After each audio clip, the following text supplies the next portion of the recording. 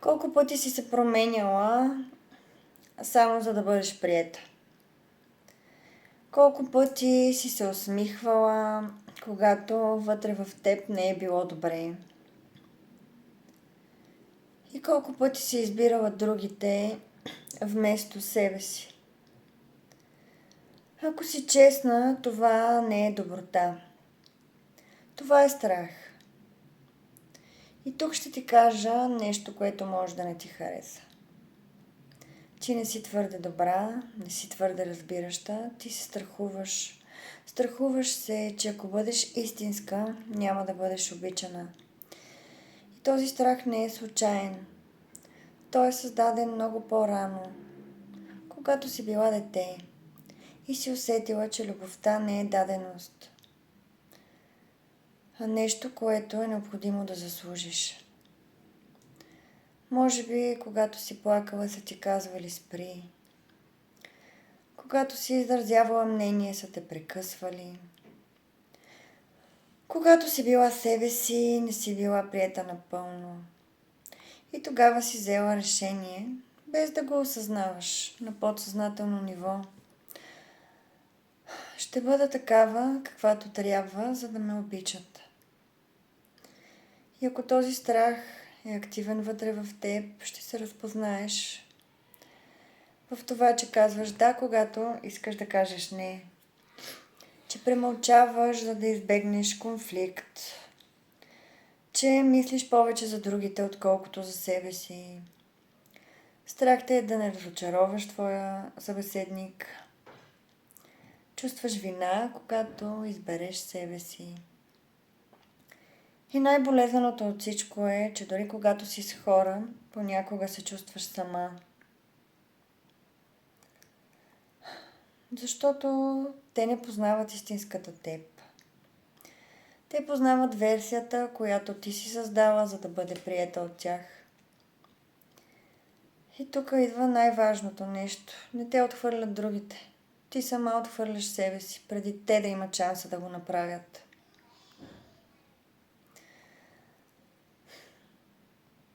На енергийно ниво това изглежда по този начин. Ти излизаш от себе си и започваш да живееш пред очите на околните. Как изглеждам? Какво ще кажат хората? Достатъчна ли съм? И цялата ти енергия отива навън, вместо да бъде вътре в теб. Хабиш енергията си за хорското мнение, за чужди очаквания, модели на поведение, вярвания, стереотипи. Вместо да слушаш себе си, това, което наистина желаеш, това, което е твоето, и да следваш своите мечти и своите цели. Много хора си мислят, просто е нужно да стана по-уверена, просто е нужно да спре да ми пука.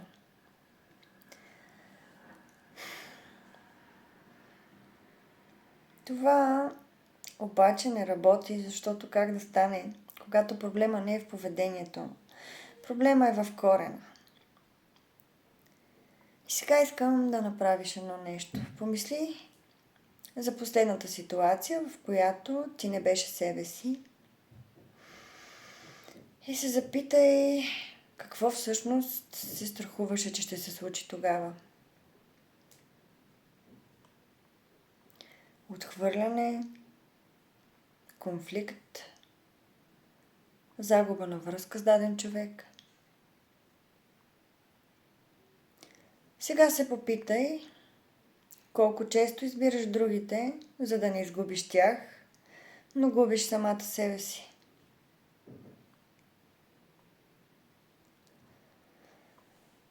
И тук идва в момента, в който ще ти кажа, че това не се променя с едно видео, не се променя с осъзнаване, защото този модел е дълбоко в подсъзнанието ти. и управлява автоматично твоите реакции. И това, което правим в пътешествие отвъд страха, е различно. Ние не просто говорим за това. Ние работим с корена, освобождаваме емоцията и променяме вътрешния модел. Това е процес, в който виждаш къде си се изгубила. Връщаш се към себе си и започваш да избираш от сила, а не от страх. Истината е, че няма как да бъдеш приета от всички и да бъдеш истинска. Но има начин да бъдеш истинска и да започнеш да привличаш правилните за теб хора. Хора, които те виждат, които те усещат и които те избират. Ако усещаш, че това е твоят момент, пиши ми и ще ти кажа как можеш да минеш през този процес заедно с мен.